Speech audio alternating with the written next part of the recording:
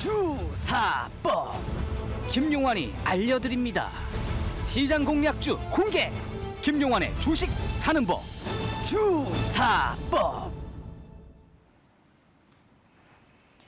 인벤골드 김용환 매니저와 함께하는 주식 사는 법 주사법 시간입니다. 오늘은 스튜디오에서 함께하겠습니다. 안녕하세요. 네, 안녕하세요. 네.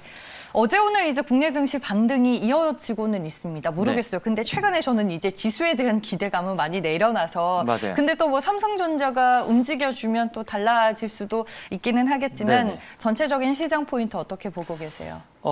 사실 그동안 네. 지수를 따라서 우리가 매매하는 시장 흐름들은 아니었죠. 그러니까 철저하게 테마별, 종목별 장세로 진행됐던 흐름들이었는데 정말 오랜만에 오늘 삼성전자가 좀 머리를 좀 들어주고 있는 흐름들입니다. 거기에 따라서 지수도 동반적으로 좀 상승이 나와주면서 지수를 이끌 수 있는 대형 IT 혹은 그에 파생되어 있는 중소형 IT 종목들이 좀 강세를 나타내는 시장의 흐름들인데 자, 오랜만에 좀 상승다운 상승을 좀 바라보는 것 같아요. 그래서 어쨌든 뭐 이런 어떤 흐름들은 당분간 좀 진행될 거라고 좀 판단이 되고요. 일단은 미국에서의 가장 그 변수는 역시나 테이퍼링 관련된 부분들인데 제가 지난주에 스튜디오 나와서 시청자분들 시황을 말씀드릴 때 일단 8월 달에는 FOMC가 없죠. 잭슨 홀 미팅이 있는데 이제 거기에 대한 부분들에서 뭐 테이퍼링이나 금리 인상에 대한 어떤 부분들 논의는 안 될 겁니다. 그래서 9월이나 10월쯤부터 이제 본격적으로 내년도의 금리 인상 혹은 뭐 테이퍼링 관련된 부분들 논의가 이루어질 예정인데 보통 이제 테이퍼링을 하게 되면은 대략 한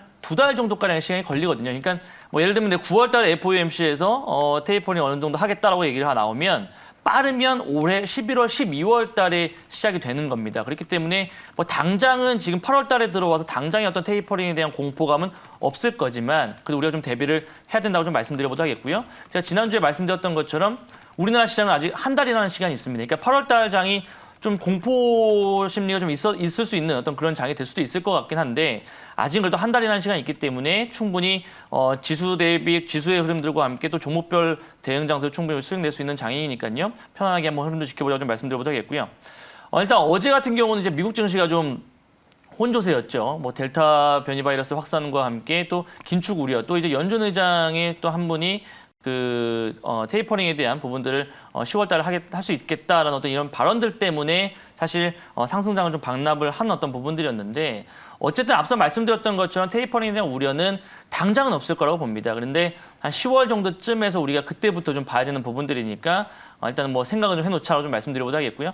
어쨌든 미국 증시 같은 경우는 어제 아마존의 실적이 또 쇼크가 좀 나왔죠. 그래서 그런 부분들 때문에 전반적으로 나스닥 지수가 상승폭을 좀 반납하는 흐름들이었는데 사실 오늘장 우리나라 증시도 조금 걱정 좀 했습니다. 어제 긴 꼬리를 좀 달면서 이제 딱 지지 라인대를 지켜주고 올라왔는데 오늘자리 밀리지 않을까 싶었는데 오늘 삼성전자와 SK하이닉스가 지수를 좀 살리는 어떤 부분들이었죠. 그래서 당분간은 이번 주는 삼성전자가 지금 이제 주요 저항대를 돌파시키면서 또 외국인들의 수급들도 굉장히 좀 인상적이기 때문에 지수에 대한 흐름들은 좀 바닥을 다져놓고 상승이 나오지 않을까 생각을 좀 합니다. 예측을 좀 해보면 어쨌든 8월장 뭐 조정에 대한 부분들도 있고 폭락장이 올 것이다라는 얘기들도 많이 있습니다만 아직은 한 달 정도가량의 어떤 시간적인 부분이 남아있기 때문에 아마 잭슨 홀 미팅이 끝나고 난 이후에 8월 말 정도나 9월 초 정도쯤에서야 시장의 조정세는 좀 나오지 않을까 싶고요. 그래서 일단은 현재 흐름들에서 봤을 때는 지수 관련된 흐름들과 함께 종목별 어떤 그 테마 종목들도 좀 이렇게 순환매를 보면서 대응을 좀 해보자고 좀 말씀드려보도록 할게요.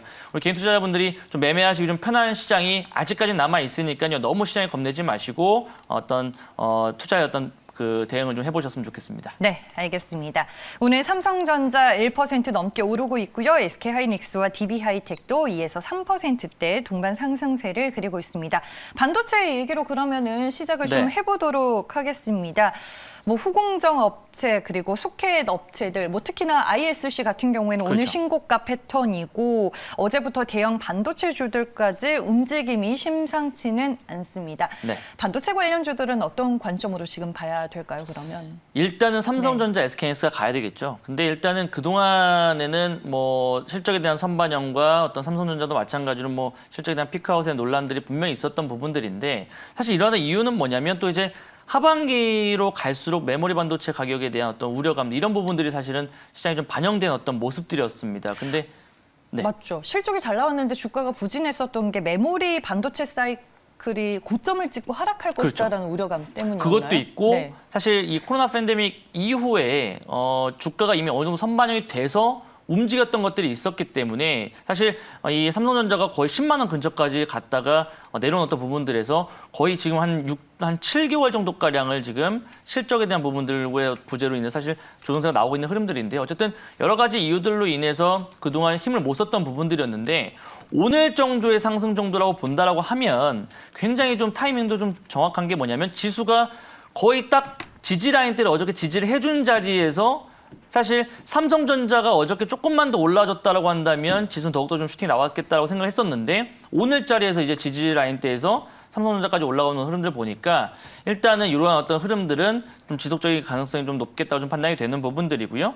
그다음에 이제 실적에 대한 부분들 우려감이 앞서 말씀드렸던 것처럼 메모리 반도체 가격 고점에 대한 우려감들이 있었습니다만 하반기로 갈수록 수요가 더욱더 증가를 할 겁니다. 그래서 이런 부분들을 본다라고 하면 삼성전자의 이제부터는 하반기 실적 모멘텀과 함께 실적 컨센서스에 따라서 사실은 3분기, 4분기로 움직이지 않을까라는 부분들을 보는 거고요.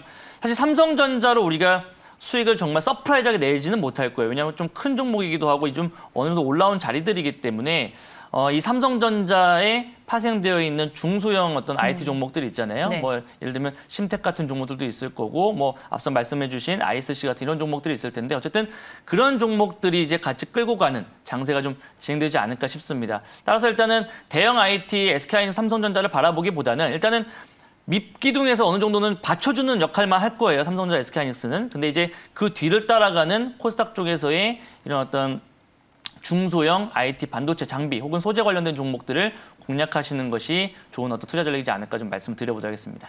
삼성전자와 SK하이닉스를 현재 시점에서 비중 확대하는 건요?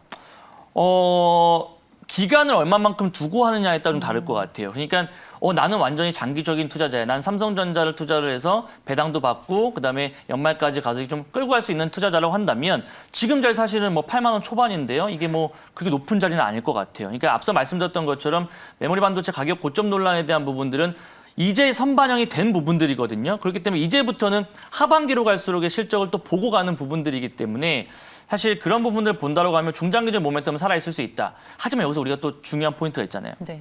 바로 앞서 시황적인 말씀드렸던 것처럼 이제 9월, 10월에서 FOMC에서의 테이퍼링에 대한 어떤 부분들. 그러니까 하반기에 갈수록의 또 이런 어떤 또 지수적인 어떤 부분들도 있기 때문에 우려감들도 있기 때문에 삼성전자 개인적으로 봤을 때는요, 저는 사실은 조금 보수적이에요. 그러니까 제가 그럴 줄 알았어요. 그렇죠. 말씀드리는 게 뭐 중장기적인 부분도 좋다고 되게 굉장히 좀 추상적인 어떤 표현을 하면서 말씀드렸던 원론적인 얘기들이지만, 근데 사실 삼성전자를 볼 바에는 차라리 다른 어떤 중소형주들로 우리가 매매하시는 게 훨씬 더 수익률이 높지 않을까, 그렇게 좀 요약을 한번 해드리도록 하겠습니다. 알겠습니다. 중소형주를 더 좋아하시는 걸 잘 알기 때문에 또 대형주는 그렇죠. 어떤 관점으로 보시는지 궁금해서 제가 한번 여쭤본 거고요. 최근에 SK하이닉스 국내 증권사들은 목표 주가를 좀 대거 하향 조정하는 분위기였습니다. 하지만 뭐 필라델피아 반도체 지수 신고가 흐름이고 최근에 반도체 쪽으로 또 수급이 쏠리고 있는데 여러분들 어떤 기준으로 접근을 해야 할지 저희가 먼저 얘기를 나눠봤습니다. 네. 신한금융투자의 또 최도연 애널리스트가 반도체 피크아웃에 대한 리포트 오늘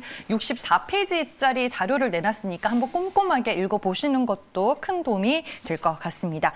그리고 오늘 또 강한 섹터가 2차 전지 소재 쪽입니다. 모건스탠리에서 에코프로비엠에 대한 리포트 내놨고 신한금투에서도 첨보, 지금이 또 매수 타이밍이다. 이런 좋은 얘기들만 나오고 있습니다. 정말 꺼지지 않는 불꽃이 이 2차 전지 소재 쪽일까요? 그러니까 네. 뭐 주사법에서도 이제 2차 전지 관련된 얘기들 많이 네. 했었잖아요. 뭐 배터리 3사도 마찬가지고 또 거기에 파생되어 있는 여러 가지 종목들 말씀을 드렸었는데 아직까지는 우리가 흔히들 얘기하는 좀 먹을 게 남아 있는 그런 어떤 섹터 중에 또 하나입니다. 그래서 일단은 에코프로비엠도 오늘 또 신고가가 또 나왔죠. 그래서 네. 현재도 지금 뭐 거의 30만 원 오늘 찍고 내려왔는데 목표 주가가 34만 원, 35만 원까지 나오는 것 같아요. 그래서 조금 더 윗방향 업사이드로 좀 올라갈 수 있는 어떤 흐름도 있다고 판단이 되고 이 삼성 SDI 향 그 양극재 관련된 전기차 양극재 관련된 어떤 공급 분량들이 좀 늘어나는 부분들이라서 3, 4분기 실적 모멘텀이 살아있다 이렇게 지금 얘기가 나오고 있거든요. 그래서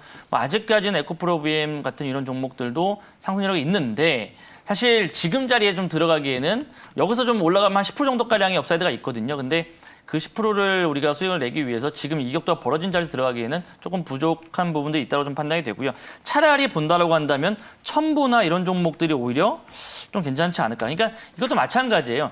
삼성 SDI와 LG화학, SK이노베이션은 대형 섹터니까 사실은 조금 무겁습니다. 근데 앞서 말씀드린 삼성전자, SK하이닉스 똑같은 비율인 것 같아요. 그래서 이런 부분들 보기보다는 첨보 같은 이런 종목들은 이제 막 또 드라이버 걸리는 부분들이고, 첨보 같은 경우는 3분기에 이제 그 증설을 하게 됩니다. 이 2차 전지 전해질 부분 쪽에 굉장히 좀 강세를 나타내는 어떤 기업이긴 한데, 이 3분기 증설 모멘텀으로 또 실적 모멘텀이 부각이 되고 있기 때문에 오히려 뭐 에코프로 BM보다는 첨보가 조금 더 가격적인 부분들에서는 메리트가 좀 있지 않을까 좀 말씀 한번 드려보도록 하겠습니다.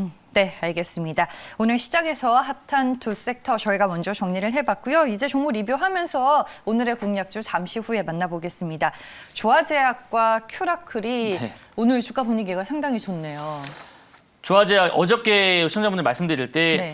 조금 의아하실 수도 있었을 것 같아요. 뭐 이런 종목이 사실은 조금 뭐 실적이나 이런 부분들로 가는 것이 아니고 단순하게 재료와 모멘텀을 가는 부분들이고 차트상 봤을 때의 기술적인 부분들로 간다라고 좀 말씀드렸는데, 어쨌든 하루 만에 슈팅이 나왔습니다. 목표가 달성이 됐지요. 어쨌든 일단은 뭐 5,270원 라인 때 어쨌든 뭐 오늘만 해도 대략 한 거의 10% 가까이 상승이 나왔었는데요. 이런 종목들은 그냥 하루 정도의 어떤 수익률로 좀 챙겨주시는 것이 좋지 않을까 생각을 좀 하는 부분들이고, 테마에 대한 순환매가 계속 돌고 있는 흐름들이긴 한데 그중에서 남북 경협 관련된 부분들. 근데 이번에 이제 경협 관련된 종목들이 움직일 때 사실 지난번처럼 철도나 금강산 관광 종목들보다는 실질적으로 인도적 지원이나 이런 부분들 쪽에 대한 현실적인 부분들이 있다란 말이죠. 그렇기 때문에 이런 어떤 비료 관련 종목들 관련된 식량 관련된 종목들이 움직이는 것이고, 그다음에 백신 부분들에서 의료품 관련된 부분들에서 조화제약이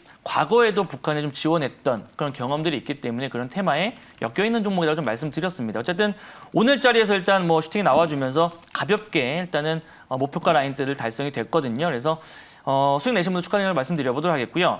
뭐 다시 한번 또 눌림목 자리가 오게 되면 현재 지금 보시게 되면 거의 6거래일 동안 지금 양봉을 좀 나타내고 있는 흐름들입니다. 굉장히 좀 수급은 센 것 같아요. 그래서 아직까지는 좀 매집을 하고 있는 구간인 것 같은데 다시 한번 또 눌림목 구간이 나오게 되면 시청자분들에게 한번 방향성을 말씀을 한번 드려보도록 하겠습니다. 수익 내신 분들 축하드린다고 말씀드려보고 싶네요. 알겠습니다. 목표 주가 5,200원 오늘 넘어서면서 장중에 5,270원 찍기도 했습니다.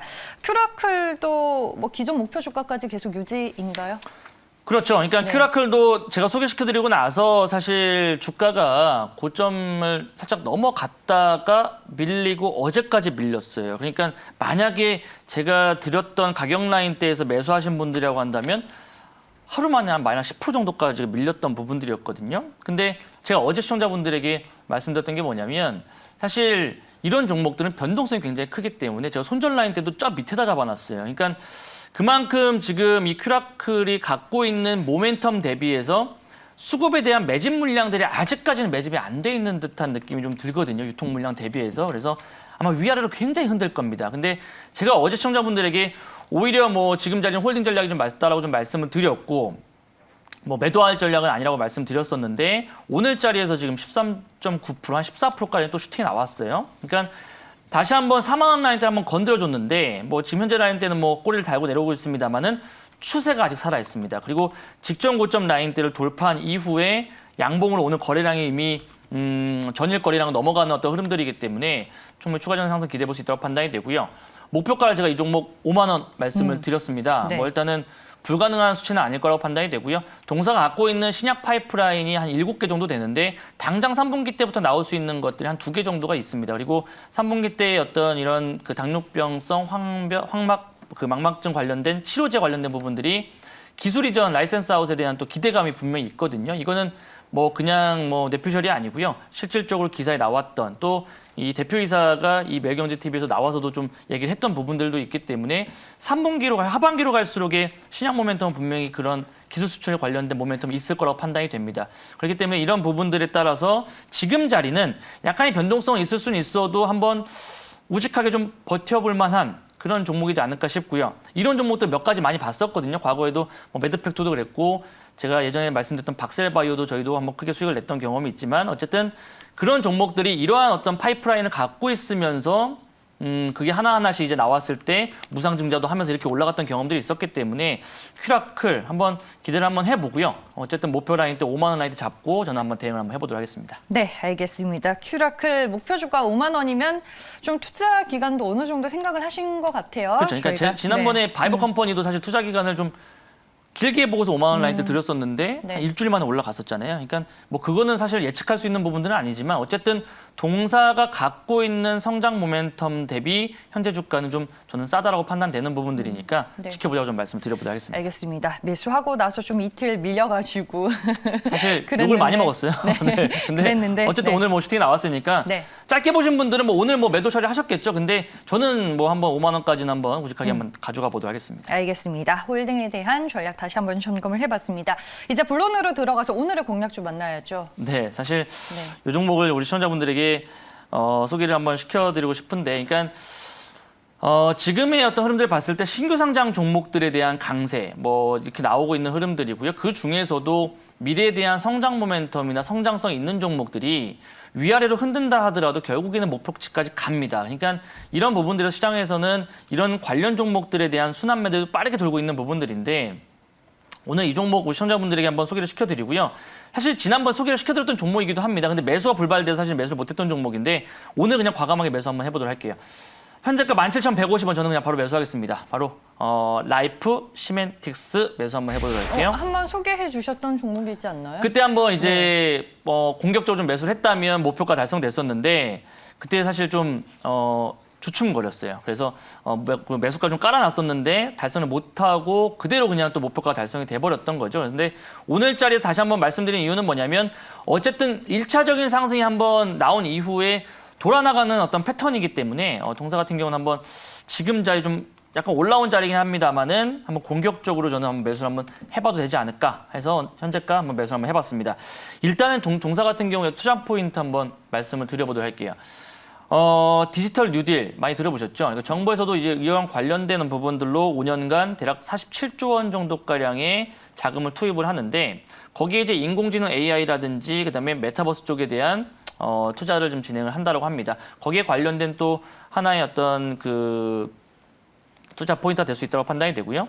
동사 같은 경우는 지난번에도 소개시켜드렸던 것처럼 의료 기술과 인공지능 관련된 AI 관련된 디지털 헬스 플랫폼을 만드는 기업입니다. 그래서 인공지능 관련된 플러스에서 이제 그 원격 진료 관련된 부분들이 포함되어 있는 부분들인데 거기에 플러스로 메타버스 관련된 부분들까지 모멘텀을 보시면 된다고 좀 말씀드려보도록 하겠고요.